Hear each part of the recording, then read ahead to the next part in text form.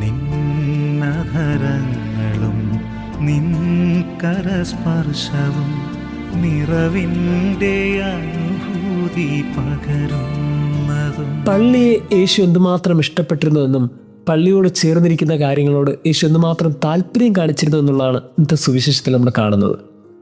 യേശു ജെറുസലേമിലേക്ക് നടന്നു പോവുകയാണ്. 10 കുഷ്ഠരോഗികൾ യേശുവിനെ ദൂരെ നിന്ന് കണ്ടു.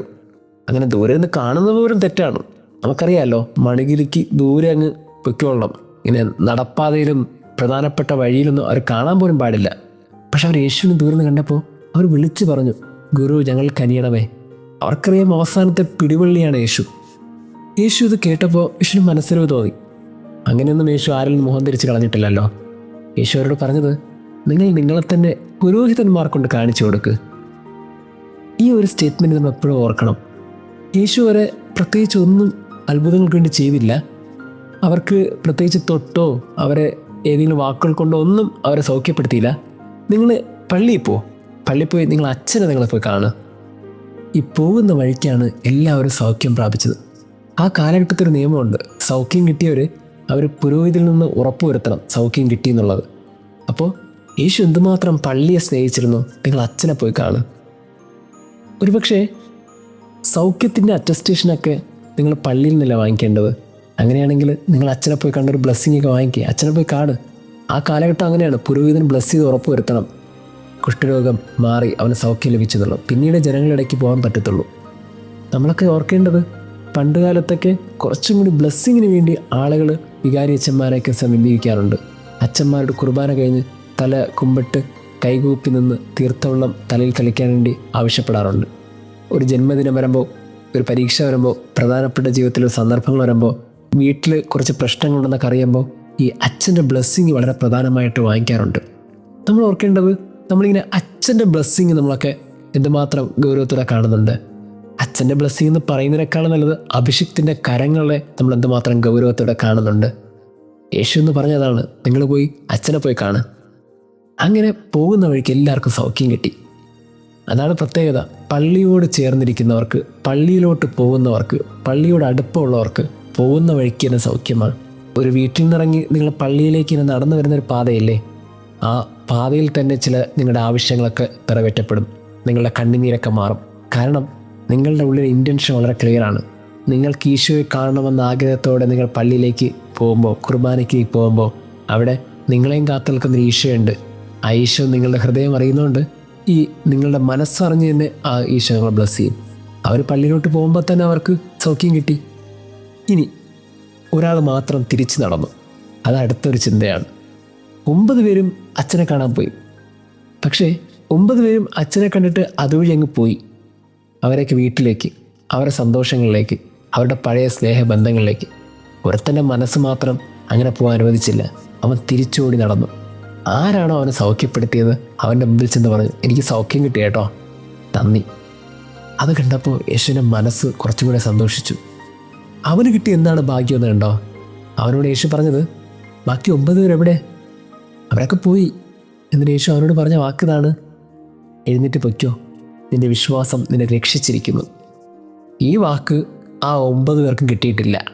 അതാണ് ഇവന് കിട്ടിയ ഭാഗ്യം. പ്രാർത്ഥിച്ചവന് എല്ലാ സൗഖ്യവും കിട്ടി, നിലവിളിച്ചവന് എല്ലാ സൗഖ്യവും കിട്ടി. പക്ഷേ തിരിച്ച് നടന്നു നന്ദി പറഞ്ഞവന് രക്ഷയും കൂടെ ചേർത്ത് കിട്ടി. അതാണ് പ്രത്യേകത. രക്ഷ എല്ലാവർക്കും കിട്ടിയിട്ടില്ല. സക്കീവൂസിൻ്റെ വീട്ടിലേക്ക് യേശു പ്രവേശിച്ചപ്പോൾ യേശു പറഞ്ഞ വാക്കിതാണ്, ഈ ഭവനത്തിൽ നിന്ന് രക്ഷ കൈവന്നിരിക്കുന്നു. അങ്ങനെയാണെങ്കിൽ ഈ രക്ഷ കൈവരുന്നത് അത് തിരിച്ച് നടക്കുന്നവരാണ്, തിരിച്ച് നന്ദി പറയുന്നവരാണ്. നമ്മളൊക്കെ ഓർക്കണം, നമുക്ക് പള്ളിയിൽ നിന്ന് കുറേ കാര്യങ്ങൾ കിട്ടിയിട്ടില്ലേ? ഒരു വിശ്വാസം ഇത്ര വർഷം ജീവിക്കുന്നതുകൊണ്ട് നമ്മൾ എന്തുമാത്രം പ്രൊട്ടക്റ്റ് ചെയ്യപ്പെടുന്നുണ്ട്, എന്തുമാത്രം ദൈവത്തിൻ്റെ കരുണ നമ്മുടെ മേൽ ചെയ്യുന്നുണ്ട്. എത്രയൊക്കെ കുറവുകളുണ്ടെങ്കിലും ഒരു ജീവിത പങ്കാളി നമ്മളോടൊപ്പം ഇങ്ങനെ സ്നേഹത്തോടായിരിക്കുന്നില്ലേ? കുറച്ചൊക്കെ പറഞ്ഞാൽ കേൾക്കുന്നില്ല, അല്ലെങ്കിൽ നമ്മുടെ സ്വപ്നത്തിനകത്ത് മക്കൾ വരുന്നില്ല എന്നൊക്കെ പറയുമ്പോഴും ഈ മക്കൾ എവിടേക്കോ നിങ്ങളുടെ പിടിവള്ളിയിൽ തന്നെ, നിങ്ങളുടെ സാരത്തുമ്പിൽ തന്നെ ഇങ്ങനെ നിൽക്കുന്നില്ലേ? എന്തൊക്കെയോ ഒരു കരുണ, ദൈവത്തിൻ്റെ പ്രൊട്ടക്ഷനൊക്കെ നമുക്കുണ്ടെന്ന് തോന്നുന്നില്ലേ? എന്തെങ്കിലുമൊക്കെ അതിനോർത്ത് നന്ദി പറഞ്ഞിട്ടുണ്ടോ?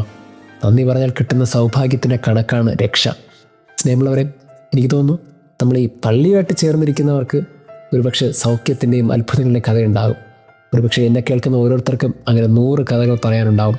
ആ കഥകൾക്കിടയിൽ ഈ ഞായറാഴ്ച നമ്മൾ ഓർക്കേണ്ടത്, ദൈവമേ നന്ദി, നീ തന്ന സ്നേഹത്തിന്, നീ തന്ന കരുണയ്ക്ക്, നീ ഇത്രകാലം വഴി നടത്തിയതിന് നന്ദി. ദൈവം നമ്മെ അനുഗ്രഹിക്കട്ടെ. മറന്നിടല്ലേ നീയൊരു പുരോഹിതൻ, മരിക്കുവോളം നീയൊരു മഹോന്നതൻ. മറന്നിടല്ലേ നീയൊരു പുരോഹിതൻ, മരിക്കുവോളം നീയൊരു മഹോന്നതൻ. ദൈവവിളി ലഭിച്ചവൻ നീ ഭാഗ്യമുള്ളോൻ, ആ ചിറകിൻ കീഴിൽ എന്നും നിന്ന ഭയം. മറന്നിടല്ലേ നീയൊരു പുരോഹിതൻ, വിശുദ്ധി തൻ പളുങ്കു പാത്രമേ, വിലയാർന്ന മൺകുടമേ, വിശ്വാസഗോപുരമേ,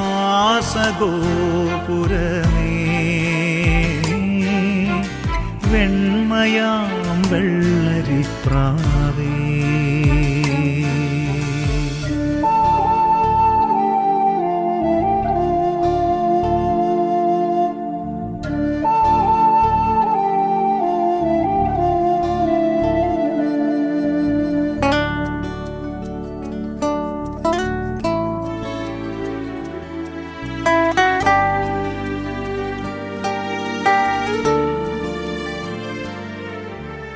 നിന്റെ പൊന്നമ്മയും നിൻ പ്രിയതാതനും കരൾ നൊന്തു പ്രാർത്ഥിച്ച ഫലമല്ലേ നീ. സോദരരും കൂട്ടരും ഒന്നു ചേർന്ന നാൾ ബലിവേദിയിൽ ചേർത്ത പുണ്യമല്ലേ. നിന്നപരാധത്താൽ നിറയരുതൊരു കണ്ണും കണ്ണീരൊപ്പാനല്ലേ ഈ ജീവിതം. കനിവുള്ള ഇടയൻ്റെ മുഖമാകണേ, മറന്നിടല്ലേ നീ ഒരു പുരോഹിതൻ.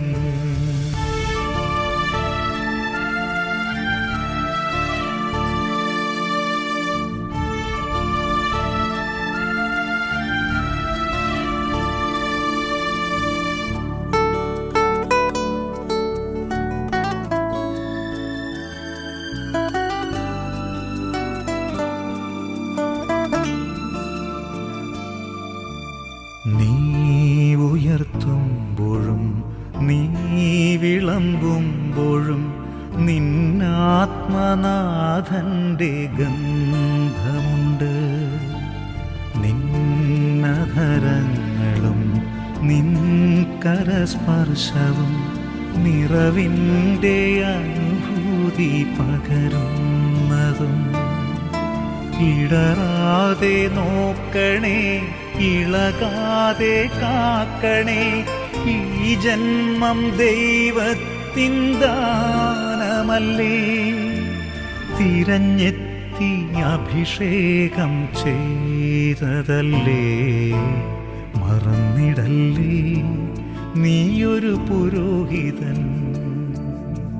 മരിക്കുവോളം നീയൊരു മഹോന്നതൻ. ദൈവവിളി ലഭിച്ചവൻ നീ ഭാഗ്യമുള്ളോൻ, ആ ചിറകിൻ കീഴിൽ എന്നും നിന്ന ഭയം. മറന്നിടല്ലേ നീയൊരു പുരോഹിതൻ. വിശുദ്ധി തൻ പളുങ്കു പാത്രമേ,